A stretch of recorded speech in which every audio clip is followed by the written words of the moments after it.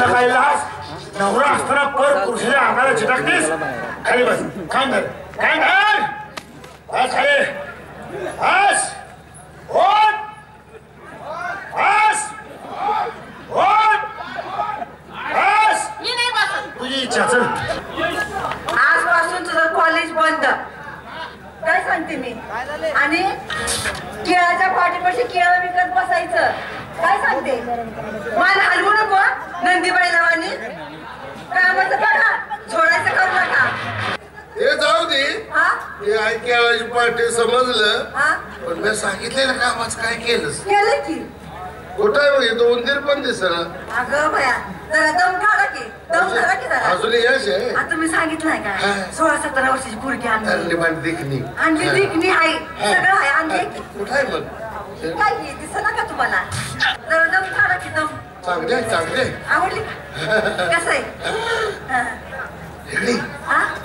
50,000 रुपये देतो 50,000 रुपये 1 लाख रुपये घेईन 1 लाख 1 लाख होय तेवढ्या किमतीचा माल तर पाहिजे की काय झालंय त्याला नाही झालं नाही काय बरं 1 लाख ना 1 लाख तर 1 लाख उद्याच केळाची पाठी घेऊन तिला माझ्या बंगल्यावरती पाठवून दे असं ना सांगते इकडे बोला हे मुंबईचे सावकार काय ही केळाची पाठी उद्यापासून त्यांच्या बंगल्यावर घेऊन जायचं आणि ते जे काय सांगतील तेच करायचं मन हलवू नकोस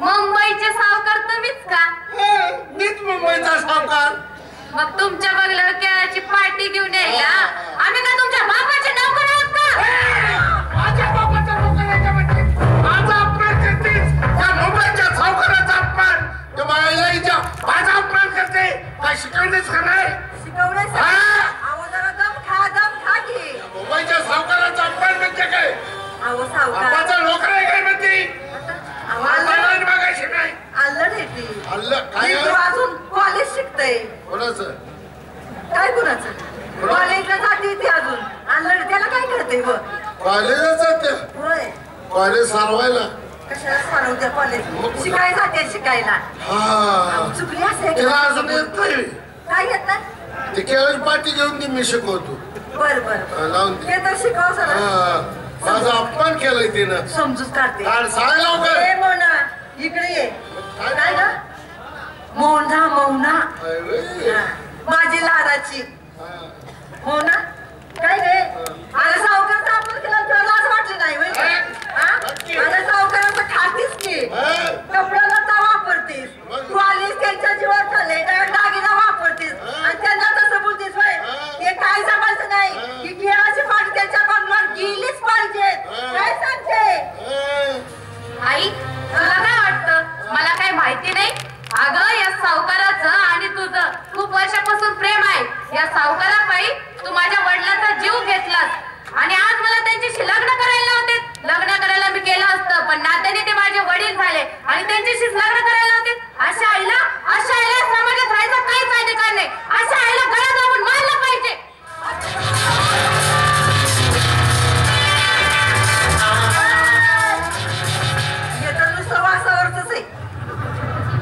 काय करायचं गेली आता ती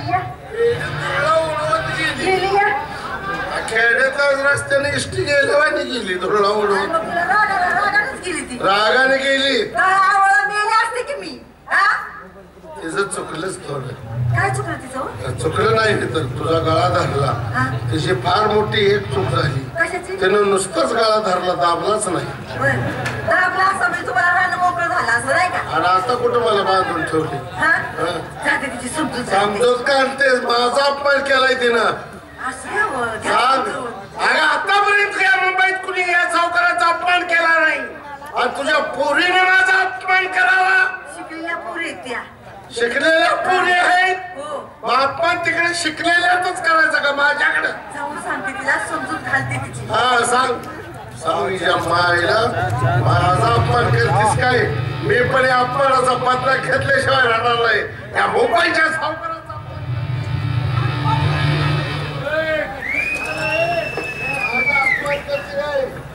अपमान केलं काय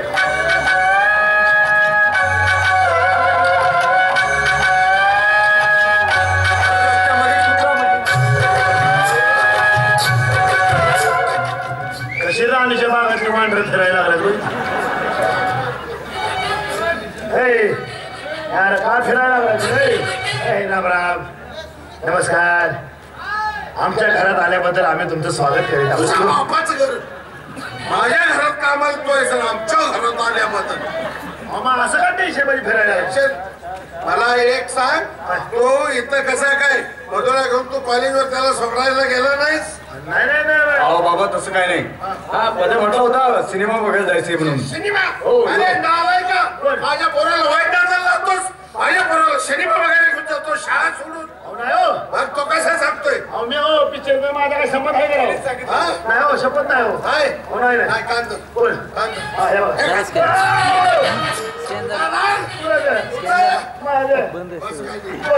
आले बस.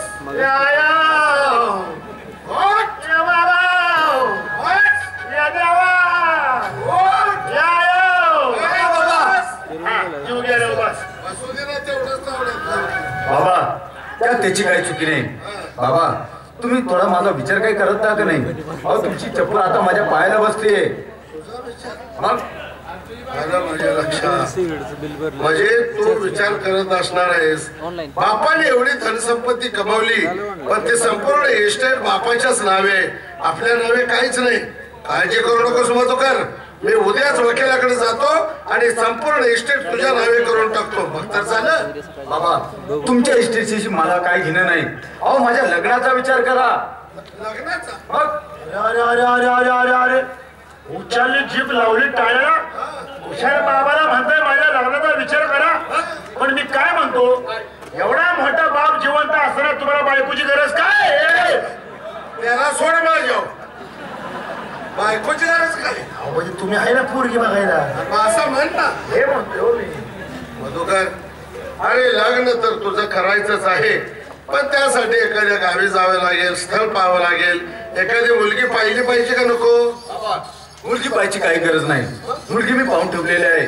हो आणि आपल्या घराला शोभणारी अशी मुलगी आहे ती. म्हणजे मुलगी तू पाहिली आहेस? हो. अरे पण ती कोण आहे, कशी आहे, कुठली आहे, कोणाची मुलगी आहे? अहो शिवडे केळीवाली नाही का, तिची मुलगी मोना.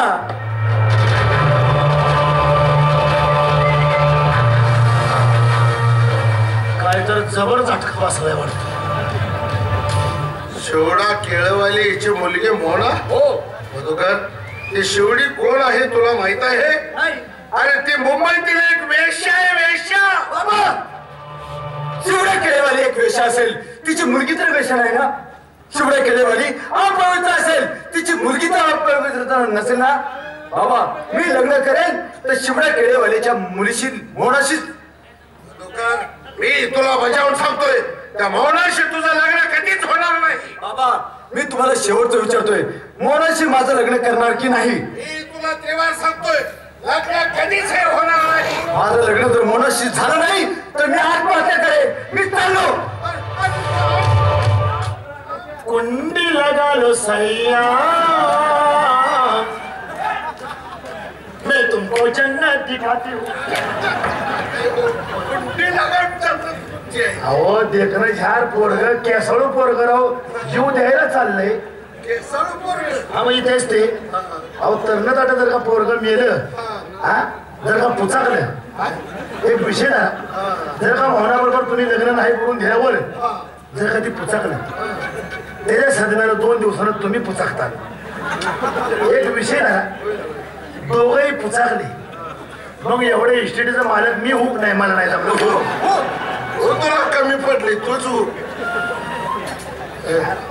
आहे का माझं? गेला काय रे? नाही आहे वड्याला पाणी कमी म्हणून माघारी आलं. त्याला सांग मोनाशीच तुझं लग्न होईल म्हणावं. मालक सेटिंग झाली. उद्याच तुमचं लग्न आहे भावनाबरोबर. उद्याच ना मालक? चालतंय. मित्राला सांगा लगेच जातो. भावनाबरोबर लग्न ठरलंय म्हणावं. या तुम्ही या.